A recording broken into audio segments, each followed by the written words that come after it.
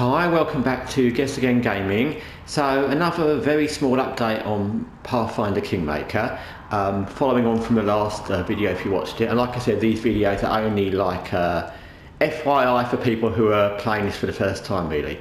So if you're not playing it for the first time, you're not interested in it, then obviously just skip these videos. And that's why I'm making them kind of small.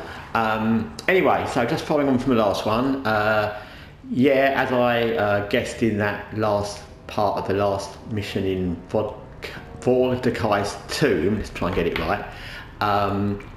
Yeah, there wasn't any more difficulty in killing him and his raven than I had expected or indicated in that video. There is other stuff that happens which I'm not going to tell you because that would spoil the game for you, I think, and it's one matter kind of giving away, you know, how to kill people and, you know, what might happen if you turn a corner, but there's some kind of things in the game plot that I don't want to spoil, but it's not any more difficult than I imagined or as I showed you in that video, and I completed it quite easily, getting out a very simple, and then it's done. So I just thought I'd update on that. I'm now in a different place completely, but when you come back to your kingdom, it's quite or your capital, it's quite a way back from that area, and you'll have been away for a long time, and there's no way you won't have been. It doesn't matter what you're doing, you'll have been away for a long time, regardless of what level you're on, and regardless of how well you do there, you'll have been away for a long time. So when you come back, there's an awful lot of things happen. Not an awful lot of it, some of them are, you know, some of them are companion quest things updated, there's quite a lot. I'm not going to go through them all, and they're probably different, obviously, depending on which companions you've got and what choices you've made earlier, but there's a lot of different things that happen, and you'll have to pick different things to do. I've come to an abandoned keep. I'm not going to explain why, because again, that's a story plot which I'm not going to give away. But just so you know, if you do come to this abandoned keep, and it's probably a good thing to think about in lots of these kind of small dungeony areas, is there's lots of these bottlenecks like this, and especially some of them, and it depends what enemies you've got on the other side. Often when you come into these kind of things, all the enemies are kind of like here, there, etc.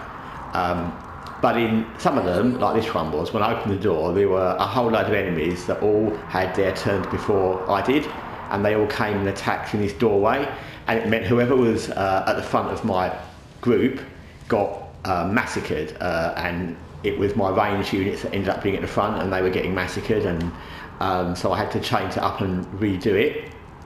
So what you'll want to do is, on this, you can, when you press L2, you can link all your players or your group by pressing triangle, and then they'll all move as one, and you can unlink them. And what I would suggest you do when you get to any place like that in any part of this game, and it doesn't have to be this particular room, you can unlink them and then bring forward the one that you want to use, or the ones you want to use. So what I did was I unlinked them all as so, and then I brought one to there in the doorway, and then I brought another one.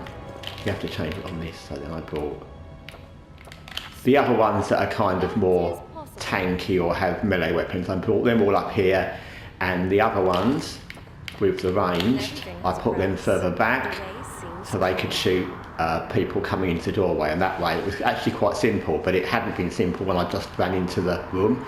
Also, I find in this game, one of the things that happens often is that you'll end up with a bottleneck. It's actually quite common that you'll end up with a kind of bit where you can't get around some of your own group or their group to get any better positioning, and regardless of what the enemies are doing and whether they're all attacking you or you're winning or losing, that's actually another reason why you need to sometimes separate your group, because you can kind of move them to different areas, or you can have one ahead. You can always also use those invisibility potions and things to get one to creep ahead sometimes, but yeah, you'll end up with being blocked by your own guys sometimes. I've often had situations where I've got melee units at the back and I can't get them forward to hit anything because I've got my other units stuck in front. So anyway, that's just a little heads up of how to deal with bottlenecks and that kind of situation. So like I said, I'm playing this keep. There it is. It's quite a big dungeon, not as big as Vordakai's tomb, but that was huge. But that's just an update, not really on this keep. I just thought I'd tell you what I was doing at this moment, but it's really an update on completing Vordakai's tomb, which I've done, yay!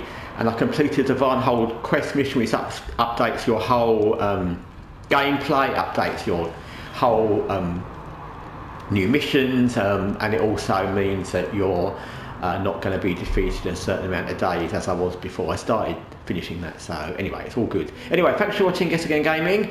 For now, take care for now.